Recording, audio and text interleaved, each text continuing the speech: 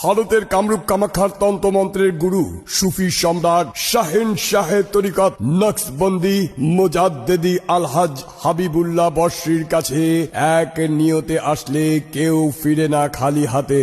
হুজুর হাবিবুল্লাহ বর্ষী দীর্ঘ 12 বছর নির্জনে বাস করে তান্ত্রিক সাধনায় নিরলস ধ্যানের মাধ্যমে জিনকে তাবেহ সহ হাসিল করেছেন রহস্যময় এক অলৌকিক জ্যোতি। তন্ত্র মন্ত্র বিদ্যার উপর সম্পূর্ণ সফলতা অর্জন করে হাবিবুল্লাহ বর্ষী এক বিশেষ আমন্ত্রণে বাংলাদেশে আসেন এবং হাজার হাজার মুরিদান আশেকানদের বিশেষ অনুরোধে এখানেই থেকে যান। মনে রাখবেন, ইসলাম ধর্মে জুয়া খেলা হারাম, এমনকি লটারি খেলাও হারাম, কিন্তু পবিত্র কোরআনেই সকল সমস্যার সমাধান দিয়েছেন। বিপদগ্রস্ত ব্যক্তিকে লটারি বিজয় নাম্বার দিয়ে জয়ী করে জীবনের শেষবারের মতো সুযোগ দিয়ে বিপদ থেকে উদ্ধার করার নিয়ম আছে। হুজুর সাহেবের কাছে সর্বপ্রথম মালয়েশিয়া থেকে ছুটিতে আসা মোহাম্মদ ইকবাল নামে একটি ছেলে এসে নালিশ করেন 6D টোটো লটারিতে বিজয়ী হওয়ার জন্য।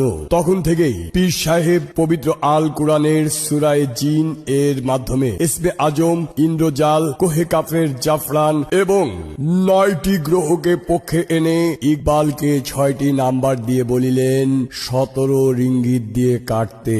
পরে সে মালয়েশিয়ায় গিয়ে সঠিকভাবে হুজুরের আমল